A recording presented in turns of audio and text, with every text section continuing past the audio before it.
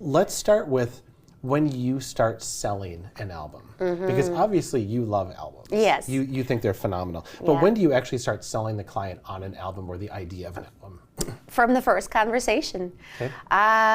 Some people don't want an album, but we talk about it anyway, and we talk about the importance of albums. So by that first conversation, I mean our consultation Zoom.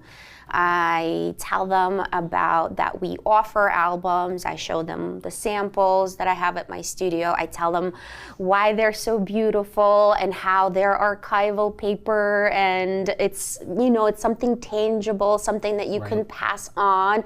I always say, you know, imagine when you're, you know, 60 years old or older and you're in your attic, then you dig this up and you pick this book up and you look through the pages and wow, but you're never gonna find that drive or flash drive or CD or whatever. Like, I have so many CDs that I'm trying to put on the cloud right now. I actually broke one of my CD drives. I had to buy another one because it got stuck and one of them actually broke. It was from my trip to Paris, and I'm devastated because those pictures, they're gone. They're gone. I mean, they're up there, but they're gone. Yeah.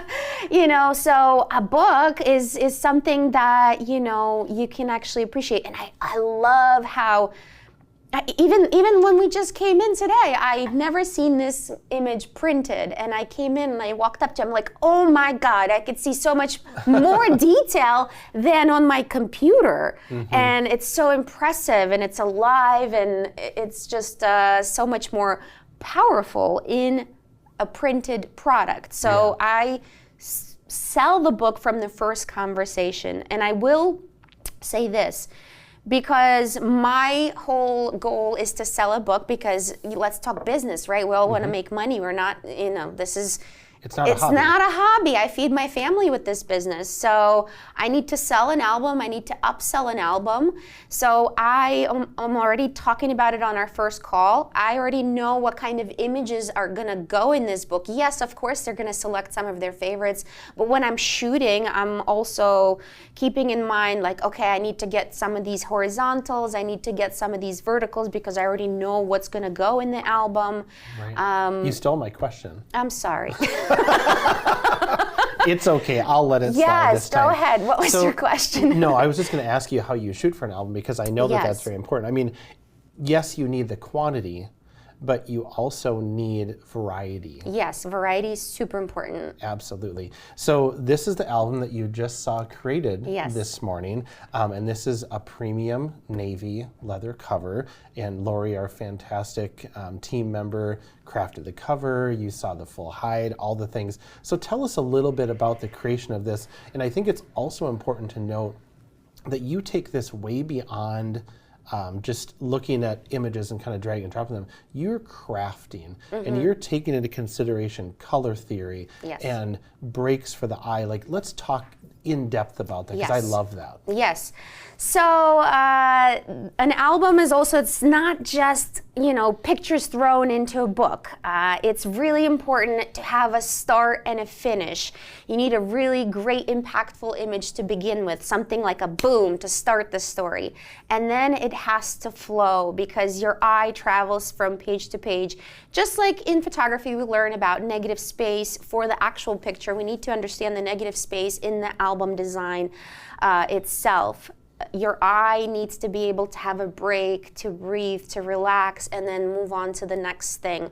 If we may pause for just 1 second, one of my biggest pet peeves, and I don't know if just photographers just don't know this, but I've noticed, I go to my friends' houses and they'll have an album, and you know, like an album of their baby's newborn book, and the baby's face will be right here, and the break will be right in the middle of their face. That just drives me crazy. Flip an image or move that face on this side of the album and have something else here. It's really important to understand how your eye moves throughout the page. Like, for example, she's looking in that direction, so I'm gonna start here and then move back here, and then she's kind of, her body language is focusing in this direction, so then your eye is going to go here. These things, these elements are super important to an album design and to have a higher quality in your final product. And maybe the client won't really know why it's good, but it's still going to look amazing. And also, I don't know if this is not the last page, but also having something really of a wow image at the end as well. I'm going to get to that for you. Yes. So yeah, things like that, those kinds of elements, it's very similar to here. Again, your eye kind of moves around. So I would never put this image on this side because, again, it would cut right down her face. Never cut someone's face in half. Maybe at the neck or at the feet, but never in the middle of the face. So what you're talking about composition-wise then, Anya, is not only the composition of the image itself. Yes.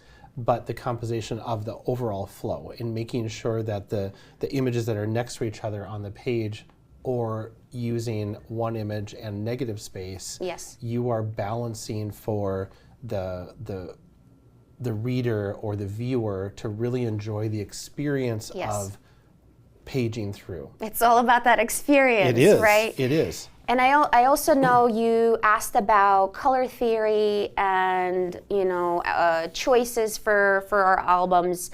And that also comes from your initial consultation, especially if you're on a Zoom call and if the client happened to be in their home, you can be like, hey, are you in your living room right now? Are you in your bedroom? Where do you think you're going to display your album? And pay attention to the colors in their house. Maybe it's more of a neutral tone, or maybe you remember that they have a lot of blues or whatever colors in their house.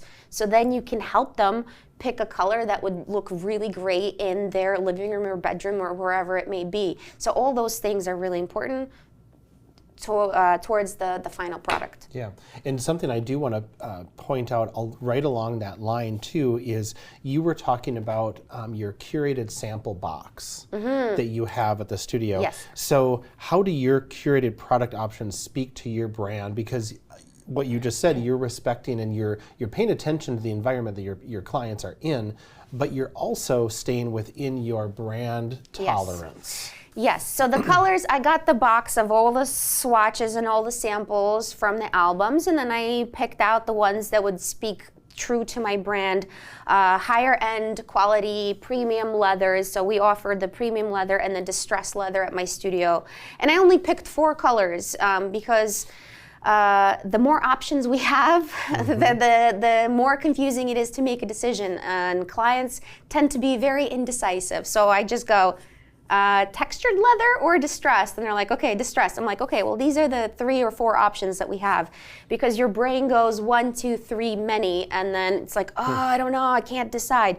And I offer just, 2 fonts, and it's like, okay, you want black or do you want white? And keeping it simple. And the colors that I picked are pretty standard to my brand as well. So everything kind of falls in line with brand identity.